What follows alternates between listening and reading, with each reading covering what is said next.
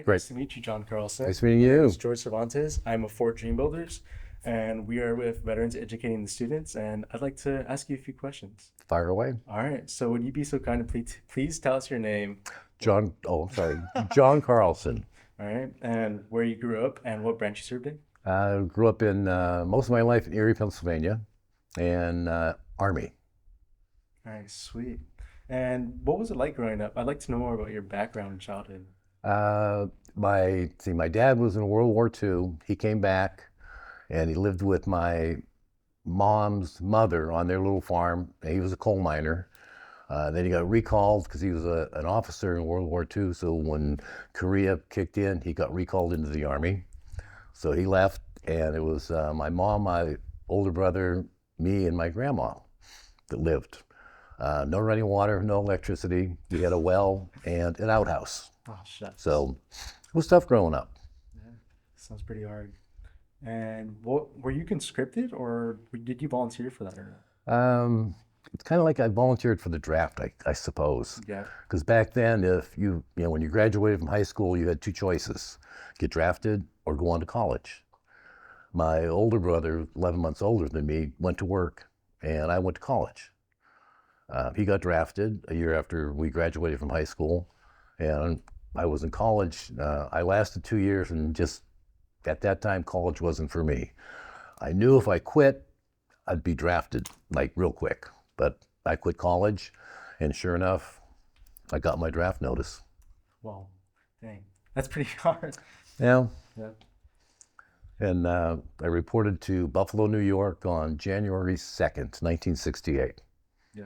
And it was, I guess I got volunteered into the Army. I heard earlier someone say that it was not a volunteer type of thing. It's more of like a voluntold. That's what I meant to say exactly. It was like, yeah, you really had no choice. Yeah. Other than, I think there were, somebody from the Marines, the Air Force, and the Navy, and they kind of picked who they wanted, and the rest of us, we just got Army. So, It's pretty cool. yeah, but well, I guess. So going to basic training, what exactly was it like? I did my basic training at Fort Dix, New Jersey. Cold, because it was January and February. It's nasty back east at that period of time. Basic training was kind of tough. The physical fitness part of the training, and that was the worst part. The other stuff wasn't too bad because I had 2 years of ROTC when I was in school in college. So I knew all the, left face, right face, all that stuff. So other than that, basic training was a little brutal, but, we survived. Yeah, I suppose running was probably the hardest part of it. Running and the calisthenics, that, because a lot of us, me included, weren't really that, I guess, physically fit. So they tried to make us physically fit, and 9 times out of 10 they did. Yes, they did. You still look as great as you did. I can tell. Yeah, not as thin as I was. I can't fit into my uniform anymore. Oh, man. All right, but off the topic of basic training, I know you are a Vietnam War veteran, Yep. and that is pretty cool and all. But what exactly was your service like? What tours did you go on? Well, like I said, I did my basic at Fort Dix, went to Fort Jackson, South Carolina for advanced infantry training. After that, I spent 2 months with the Army Rangers at Fort Benning and learned basically how to survive in Vietnam. When my brother got drafted, he got stationed in Texas with a division that at that time didn't have anybody in Vietnam. So he stayed stateside most of his tour. And he went to EMS, emergency medical services. So he was a medic. And I like to equate that to my training with the Rangers, KMD, kill, maim, and destroy. And after my 2 months there, got to leave home, and then went to Fort Polk, Louisiana, as a drill instructor for an EAT class, and then shipped out. Yeah. So I heard that you trained with Army Rangers. Yes. And that is Special Forces. What exactly was it like being an Army Ranger? Well, I wasn't an Army Ranger, I just trained for it. But it was brutal. It was brutal training, yeah. Yeah, they didn't let up at all. Yeah. Before you could eat, you had to do like 20 pull-ups.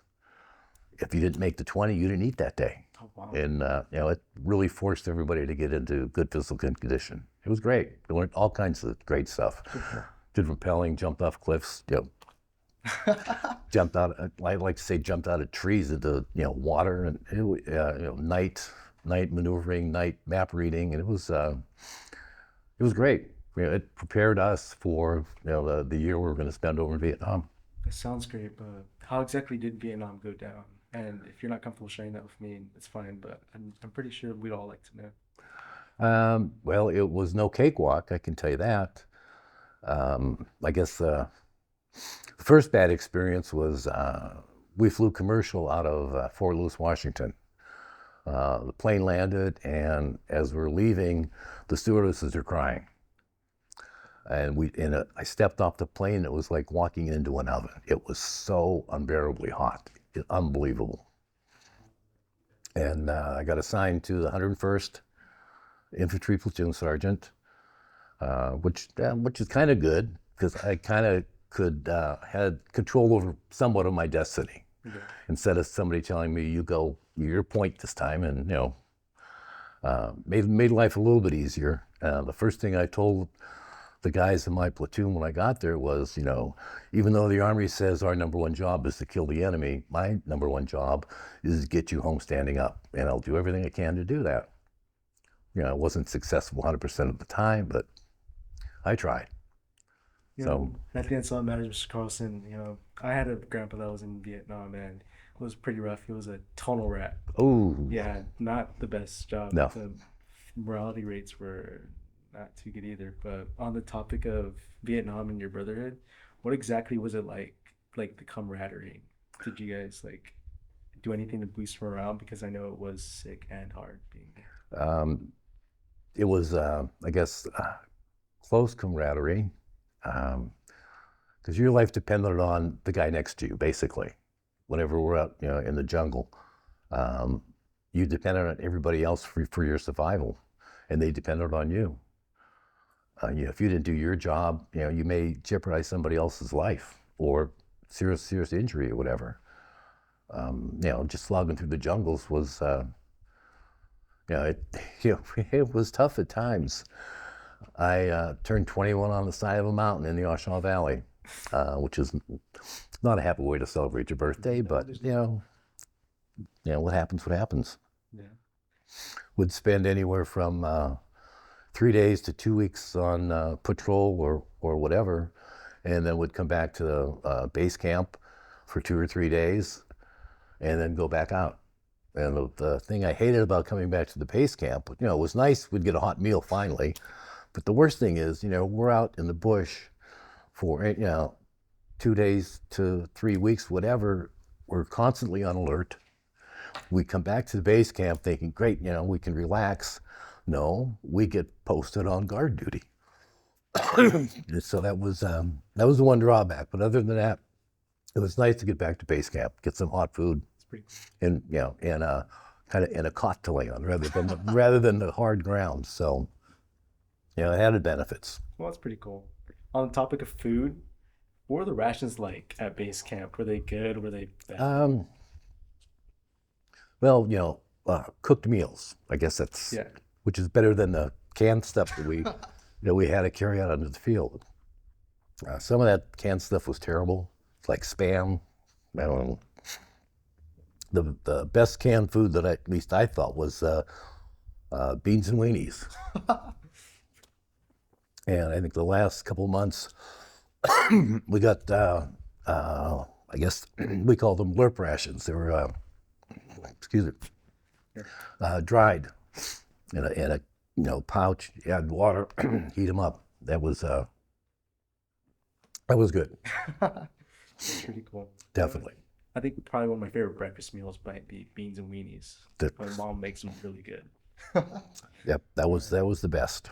So, besides the fact that Vietnam was rough, what was it like kind of coming home back from Vietnam? I know it's really different for a lot of veterans because different places, different ways of getting treated back home. So, what was it like returning to civilian life?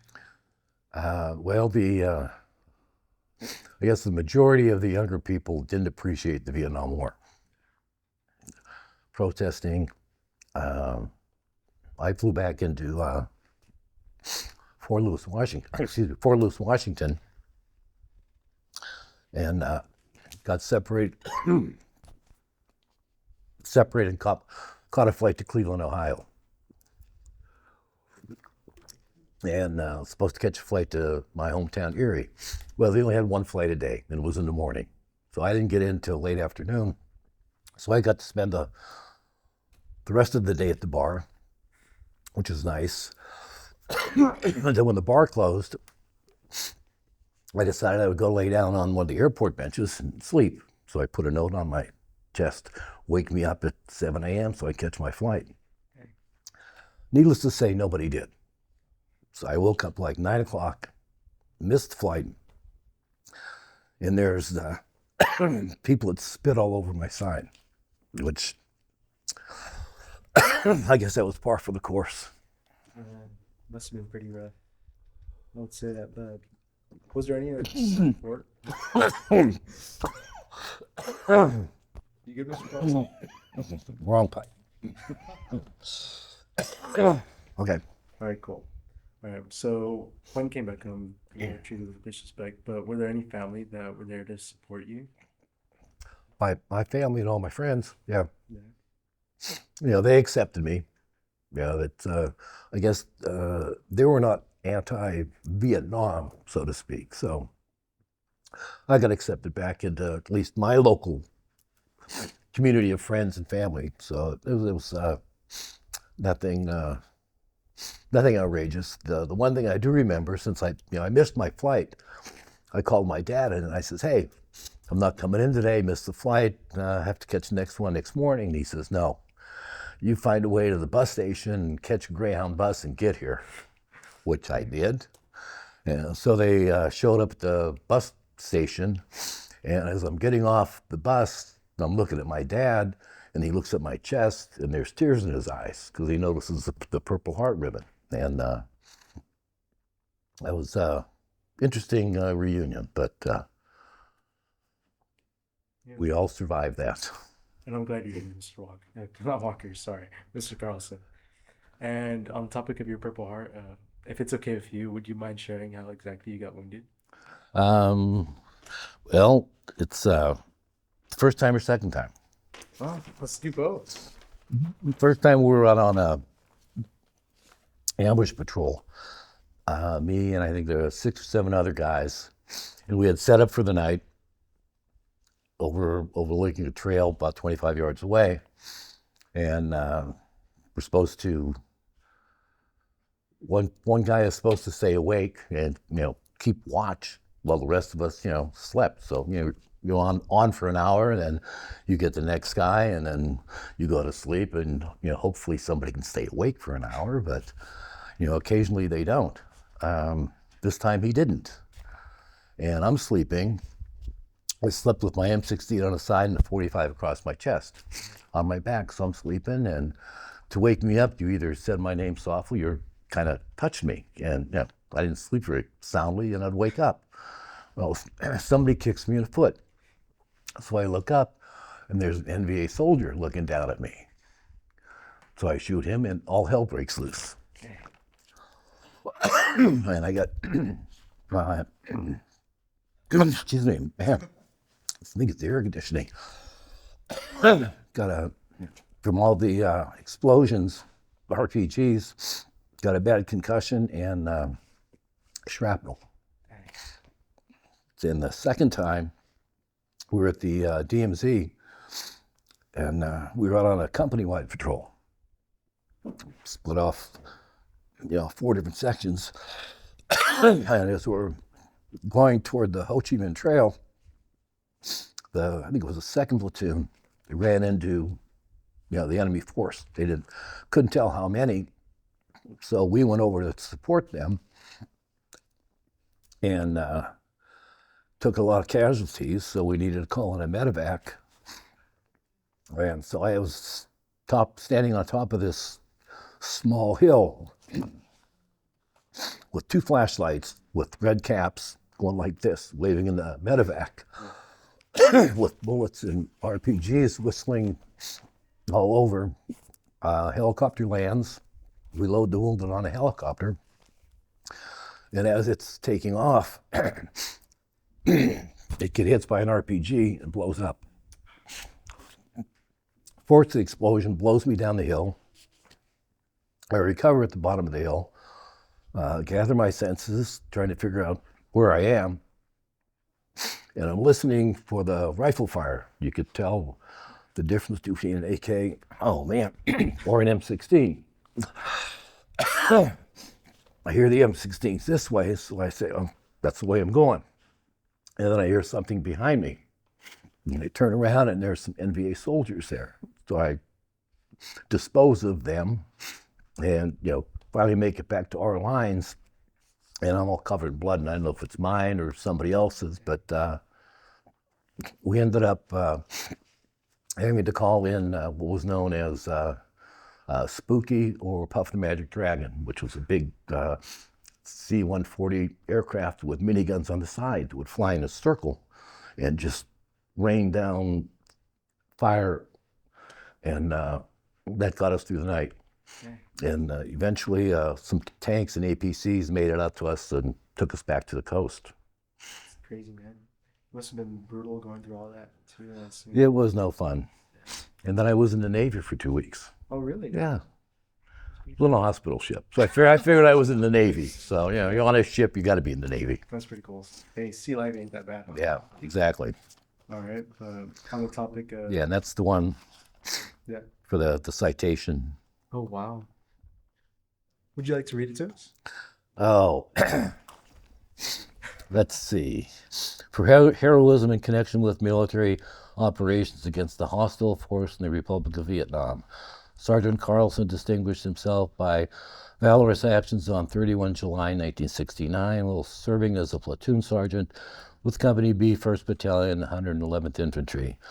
2nd Platoon had engaged an enemy force of unknown size, sustaining heavy casualties. Sergeant Carlson's platoon was sent to reinforce the 2nd Platoon's position and assist in removing the wounded to a landing site for evacuation by helicopter.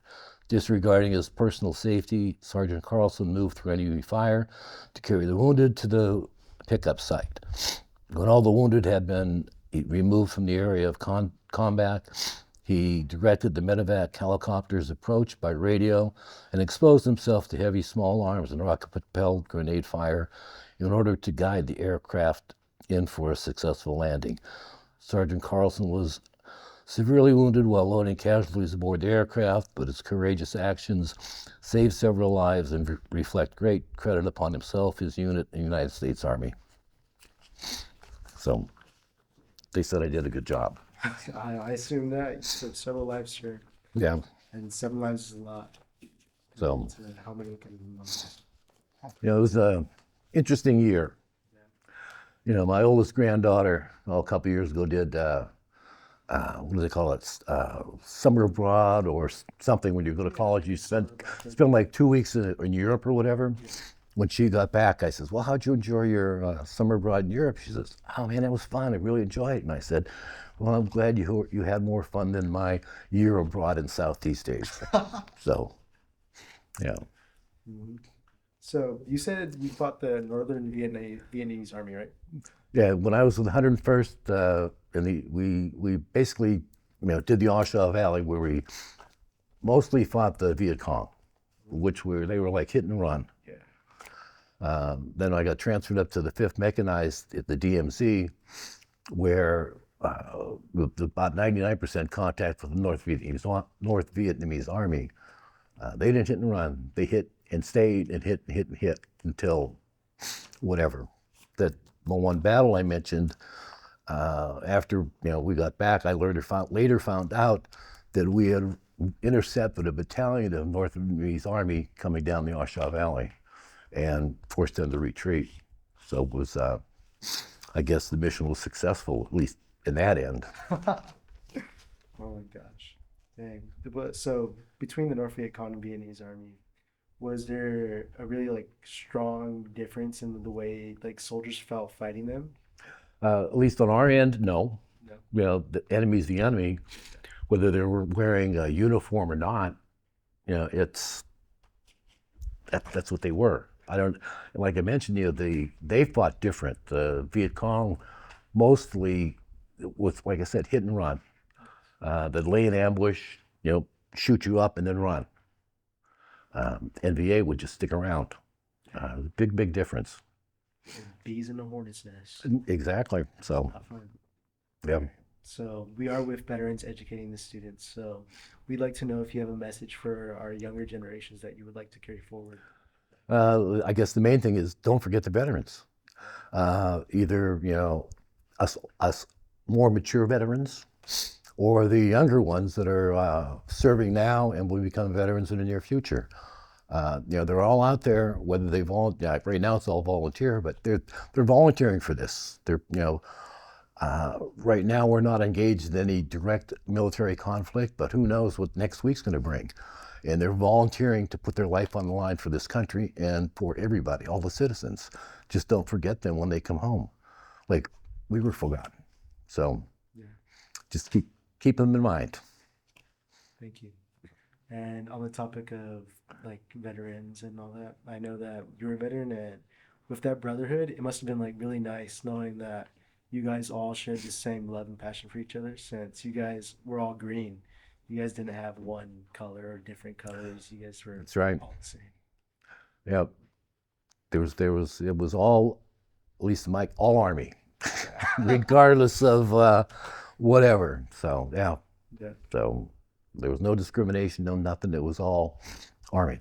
Yeah. Like I said earlier, my life depended on them, their life depended on me, and, bias or whatever, prejudice didn't come into effect at all. That was a huge responsibility too. That's crazy. Yeah.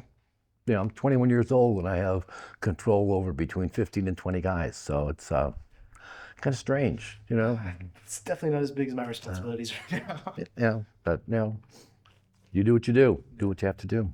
And you did it good, sir. Oh, and I know I mentioned it earlier, but I'd send letters home whenever I could write to my family and friends, and one friend in particular who was almost like a brother to me.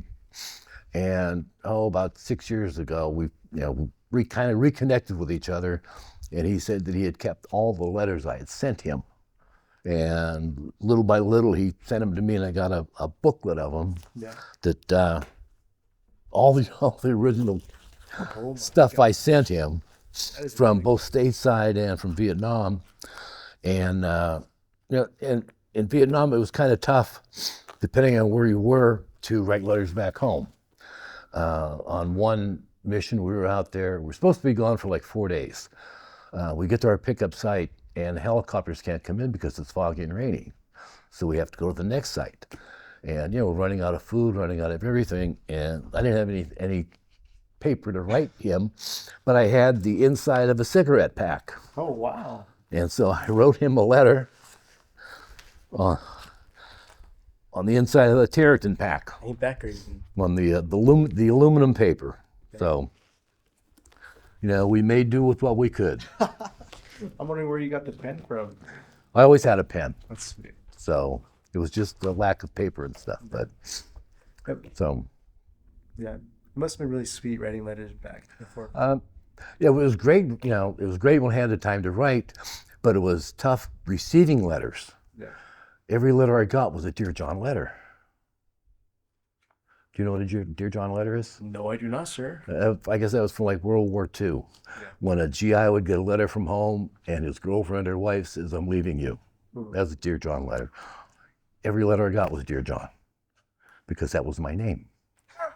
So, little humor there, but yeah, it was nice getting letters from home. That's sweet, man. All right, well, thank you, Mr. Carlson. Thank you.